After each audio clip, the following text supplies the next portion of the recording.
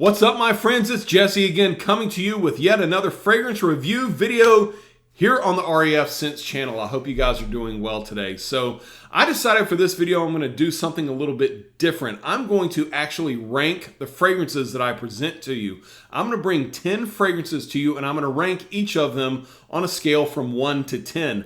But here's the thing, I'm never going to repeat a ranking. As a matter of fact, these fragrances are going to be placed in this video in the position that I think they rank as. So the very first fragrance is going to rank as a 1 out of 10, being absolute horse crap. And then the very last fragrance in this video is going to be a 10 out of 10, absolute perfection. So I think this is going to turn out pretty well. I hope you're ready to stay with me for the long haul because we've got 10 fragrances, but I promise it'll be good. So let's get to it.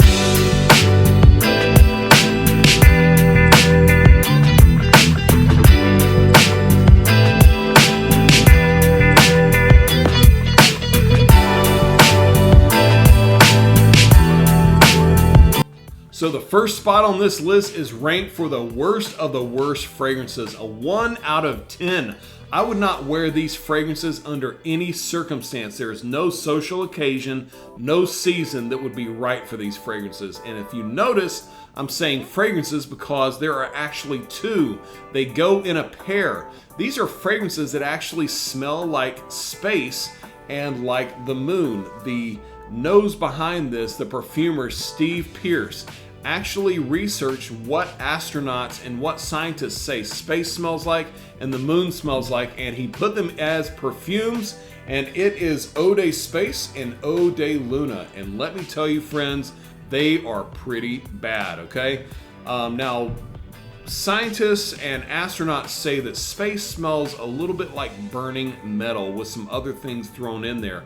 And according to Fragrantica, it's got notes like fire, gunpowder, latex, biscuits, some metallic notes, things like that. But in actuality, what I think it smells like is a wet diaper through and through. It is rancid. I wouldn't even spray this to ward off a bear or anything because he probably would like this fragrance. But the next one, Oday Luna, is a little bit better because this one smells a little bit like a freshly fired gun. Like, you know, burning gunpowder and stuff, but also it smells a little bit like roasted beef jerky. God, this, I would only smell this one. I'm not doing that to that one, but it's pretty bad, okay? When I say pretty bad, it's terrible. But why do I have these? Because they're a great conversation starter. My wife actually bought these for me for Christmas. I've never worn them.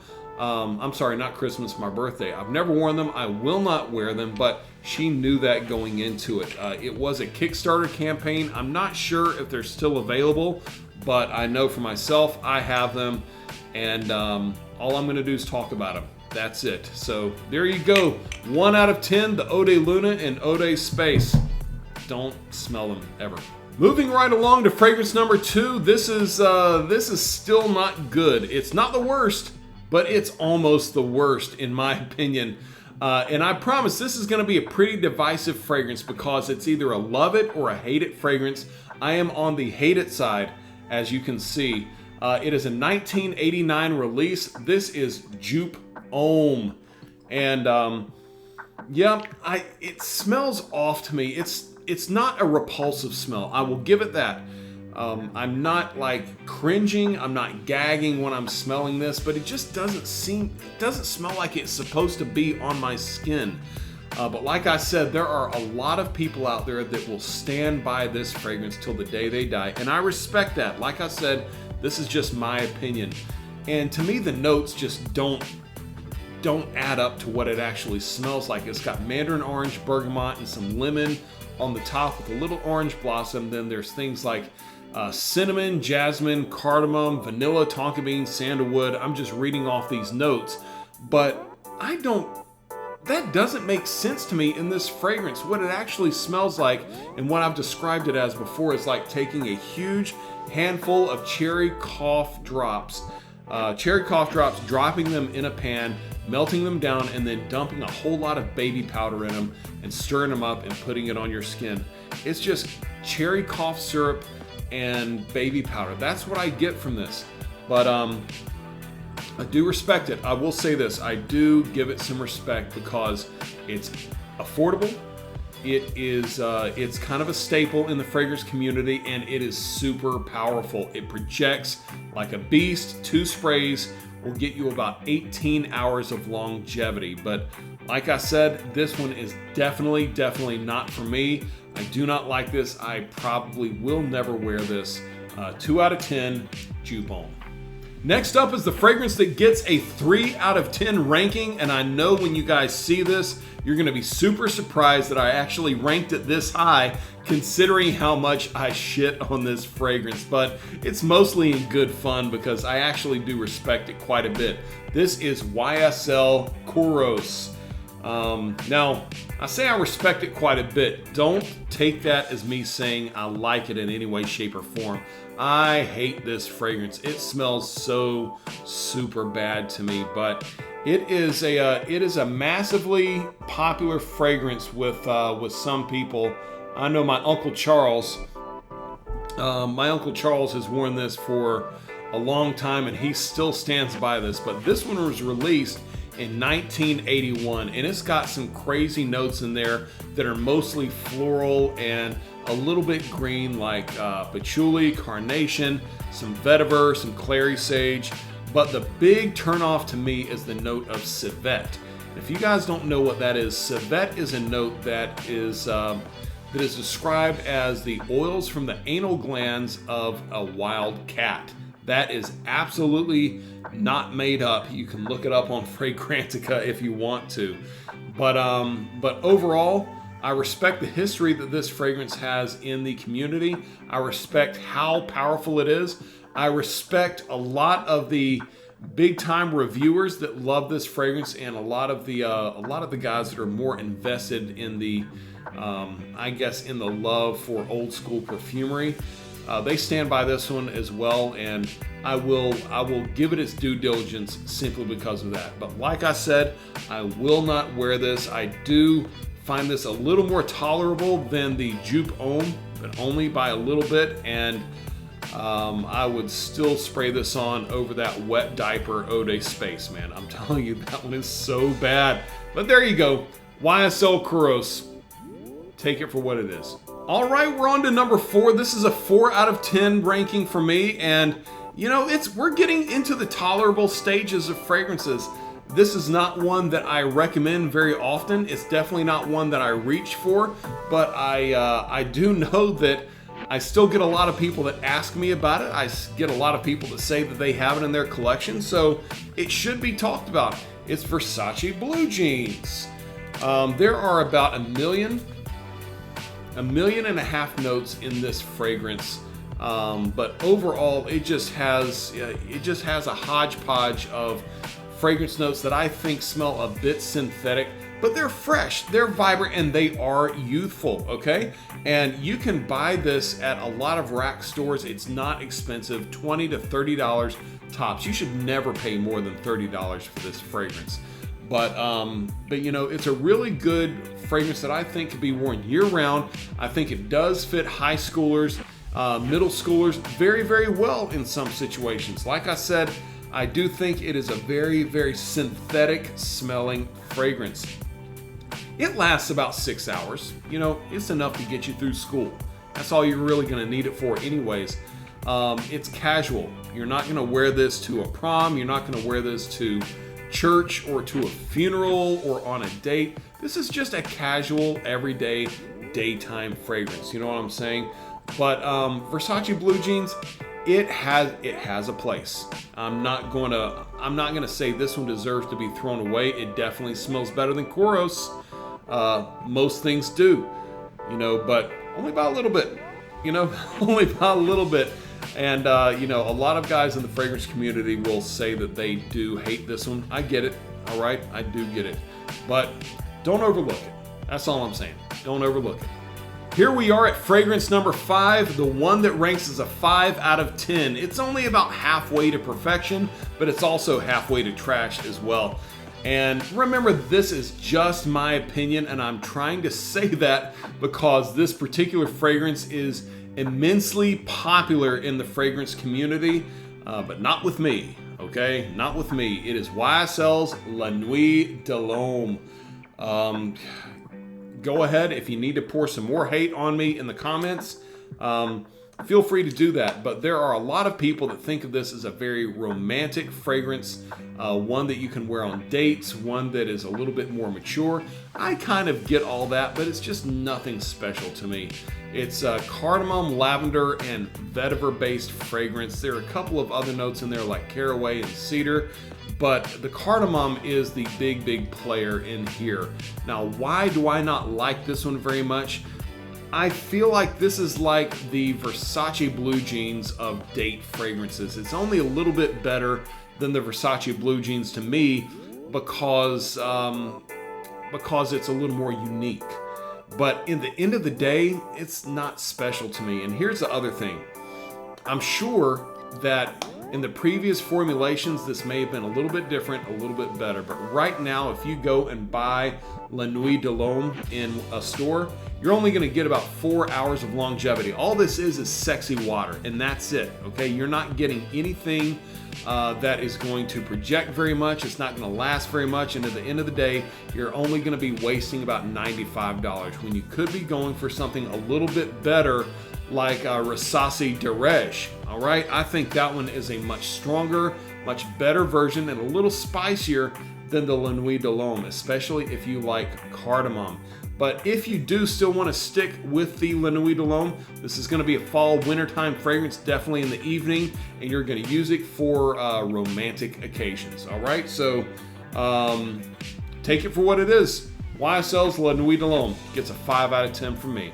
All right, we're at fragrance number 6, the 6 out of 10 scent. You know, we're starting to get towards the upper echelon of my selection of fragrances here, and this next one is a banger. It's a really good summer fragrance that is insanely popular for men from the house of Dolce & Gabbana. This is Light Blue Eau Intense. This is actually my favorite from the Light Blue line. The Light Blue Forever, not my favorite. Italian Love is pretty good, but this one takes the cake from all of the other fragrances as well. It's got a bright citrusy opening with some grapefruit and some mandarin orange, but the big stars are the notes of salty seawater and musk.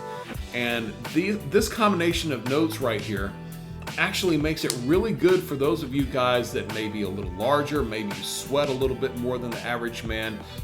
If you're an athlete or if you work outdoors, this is a great fragrance to get. That musky tone actually helps control a little bit more body odor. Now, it's not a substitute for deodorant or anything like that, but it does add another little layer of protection. So definitely take that into account when you are spraying this on. An amazing summertime fragrance. I get about 8 hours of longevity off of my skin with this. Now, why is it not making it towards the spots number 7, 8, 9, 10? Why is it still only at 6? Well, that's because it's still, in my opinion, a little bit synthetic. And the intense salt, I say it's intense saltiness, it's definitely pronounced. It's hard to miss, but that also, it restricts it just a little bit. You're not going to be able to use it in fall and wintertime, early spring. This is definitely going to be a summertime fragrance, mostly for the daytime. But if you live in a place like I do here in Florida, where it's pretty much hot day or night and almost year round, you can get away with it, you know, at nighttime. But, you know, it is a little bit restricted in its usage, but overall, I do think it's a good purchase. Dolce & Gabbana Light Blue Eau Intense, it's a 6 out of 10. Here we are at fragrance number 7, the one that gets a 7 out of 10 ranking from old Jesse here. But after I tell you which one it is, the comments may light up because this is one of the most popular fragrances available. It is definitely the most popular blue fragrance on the market. It is Bleu de Chanel Eau de Parfum. I like it, okay. 7 out of 10, it's a good score. It's not an 8, 9, or 10, but 7. Let's stay positive about this. You know, and let's talk about it a little bit. It's definitely a great fragrance, okay? It's a classic, clean, soapy shower gel fragrance. On the top, it's lemon, grapefruit, some pink pepper, a little mint, a little bit spicy, a little bit fresh, you know. And then as it starts drying off, you've got the ginger nutmeg, some amber, a little incense, and a few other things that just are masculine. They're really pleasant. It's nearly impossible to not like this fragrance, okay? And I will also say for this fragrance, it performs incredibly well on a number of different levels. How long does it last? We're talking at least 8 hours, sometimes 10. Does it project? Yes, it does. It doesn't take many sprays to get the job done with this one. And it is one of the most versatile fragrance. You can wear it year round. You can wear it day. You can wear it night. You can wear it to this occasion, to that occasion, anything that you can think of. You can absolutely wear this fragrance. Why am I not ranking this 8, 9, or 10? Because I'm bored with it. That's why. Like I said, this is just my opinion. And I'm bored with it. It's all over the place, okay? I'm tired of smelling it. I want to smell something a little more unique. I think there are a little bit better, there are some better options out there that are a little more updated, a little more robust, a little more fun. And, you know, as much as I do enjoy Bleu de Chanel, it is not upper echelon of fragrances for me. So I understand if you guys don't agree with me. Please know that I love you, and please know that I don't want you to unsubscribe from me. All right, but Bleu de Chanel gets a 7 out of 10. Guys, we made it to the best part of the video, fragrances 8, 9, and 10. And honestly, it could be argued that any of these could rank as a 10 in their own rights, but we had to give each of them a placement. So that's what I did. But number 8 is absolute fire in and of its own right. And this is from the house of Armani. It is Armani Code Absolu. And somebody just gave me some pretty troubling news a couple days ago that this fragrance is getting discontinued. I haven't been able to look into that yet. If anybody's watching and knows of this and wants to leave me a link or something in the comments so that I can see it for myself, I would be greatly appreciative. But this is my favorite from the Armani Code line, and it smells so freaking good. It's a vanilla-based fragrance. It's got a sweet opening with some apple and mandarin orange, but as it is vanilla-based, it's also got some tonka bean and suede. And if you've heard me talk about this fragrance at all, you'll know that I love talking about the suede note. Why? Because there are plenty of vanilla-based fragrances out there that are romantic, that are for nights out, that are, you know, really warm and inviting. Not saying that this isn't, but when you add that suede, it adds a dry and even some could argue a bitter scent profile. And that takes the fragrance itself to a whole new level. What some people would think of as a vanilla-based fragrance, when you add suede to it, it all of a sudden becomes office safe. It becomes safe for formal occasions. While still maintaining that romantic vibe if you wanted to wear this as a date night fragrance. Also, if you find yourself in a place like myself in Florida where it is really hot, if you can get yourself some Armani Code, you could wear this on a night that is hot if there's no humidity. Humidity is, I think, the cold weather fragrance killer. But if there's no humidity, you can actually get away with a good amount of cold weather scents. And this one is no exception. It lasts a long time. It projects really well. It's just, overall, this is just an incredible fragrance. Armani Code Absolu, this one gets a solid 8 out of 10. So guys, let me tell you about fragrance number 9. It was almost fragrance number 10. I had to actually put the two fragrances next to each other and think about it pretty hard until I finally settled on this one as the fragrance number 9. But I promise this one gets about a 9.7 out of 10. It is almost perfection. But I'll tell you why I didn't get that perfect number. This is from the niche house of Mancera. It is Red Tobacco. Now, don't let the fact that this is a niche fragrance scare you off. If you know anything about Mancera as a house, they make affordable niche fragrances, at least when you shop discount websites. You can find this one right under or right at $100. But it is it is such an amazing scent. It's got some sweet and spicy opening notes with some saffron, some oud, some cinnamon, a little bit of pear, and a little bit of apple. But tobacco obviously is the big star in this one, along with some vanilla, some sandalwood, and amber as it dries down. Now, I'll be honest with you, some people have said that the opening is a little bit abrasive. It's kind of a love it or hate it type thing. Myself, I blind bought this one and absolutely loved it. And I do know quite a few people that have done the same thing. But I just wanted to give you that little brief bit of warning because it's not for everybody. But if you can make it past the dry down, I promise you will like it a lot more. This is a very, very strong fragrance. I would say that it's probably the strongest fragrance in my collection. 2 sprays will get you 24 hours of longevity. That is how potent this fragrance actually is. Obviously going to be for the fall and winter time.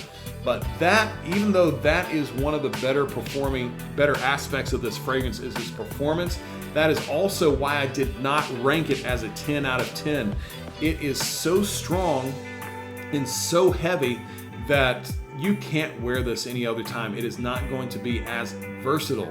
And that's the only reason, this versatility is the only reason why it got its spot at a 9 instead of a 10. So Mancera Red Tobacco, definitely an amazing scent, definitely one that you need to have. Here we are at fragrance number 10, my friends, the one that gets a perfect 10 out of 10 rating. And I'm telling you, I have no issues with this fragrance whatsoever. I love every single thing about it. It is artistic, it is elegant, it is romantic. Everything that you look for in a fragrance, this one has. It's from the house of Dior. It is Juche Ohm Intense. Oh my word. Guys, this one is just so good. All right, it is so good. I often refer to this as the gentleman's romantic fragrance. It's an iris-based fragrance, and it's very, very light. Whenever you first spray it on, you're greeted with an opening note of some lavender, which is just good in and of itself. I love lavender in fragrances, but the iris is what really, really steals the show, and it's got this sweetening note of pear in there. You don't find that very often, at least in a masculine fragrance, but that pear and iris are just great. And then finally, there's this undertone of some woody cedar in there, and also a little bit of vetiver. And when you bring all of these things together, it is just a symphony of romance for men, okay? I've worn this to a number of weddings, and I only bring this out for special occasions. I don't just reach for this casually. It has to be a big event that I'm going to, and I will get compliments when I wear this, okay? So I think this is probably one of Dior's best releases. That's not in their, not in their Privé line. I'm not talking any of those $300 fragrances. This one's about $110, $115, somewhere in that range. And it is every bit of perfection that I can describe, okay? And I will always, always, always have a bottle of Juche Ohm Intense in my collection. It gets a 10 out of 10. And I will say, even though it is supposed to be for fall and winter time, based on the notes and especially based on Fragrantica, it's a light fragrance. It's not heavy. So I think you can get away with this in the spring, and I even think you can get away with this in the summertime. I wear it in the summertime, but that's more because I don't care. I just love it so much that I'll wear it whenever. But there you go, Juche Ohm Intense. And there we have it, my friends, 10 fragrances from my collection that have various ratings. I thought that was pretty fun, we saw some really, really great fragrances in there, and we saw some real pieces of crap and everything in between. And like I said, I know all of this is just based on my opinion, but I still have fun just kind of letting you guys know what I think about the fragrances, why they rank the way that they do. And there are plenty of other fragrances in my collections that would rank in any of these other places as well. So if you guys liked it, man, let me know in the comments if you think this is a really cool video format that maybe I should do again in the future. But in the meantime, guys, as always, thank you so much. I love making YouTube videos, and I do it for you guys. I love you guys. I love the fact that you enjoy the content. It just really, really, really makes my days so much better to be able to interact with you guys. Don't forget, be sure to like, subscribe, share this video around. Let people know that RAF Sense is on YouTube and making some really cool videos. And I can't wait to see you again. You guys take care, and we'll see you around.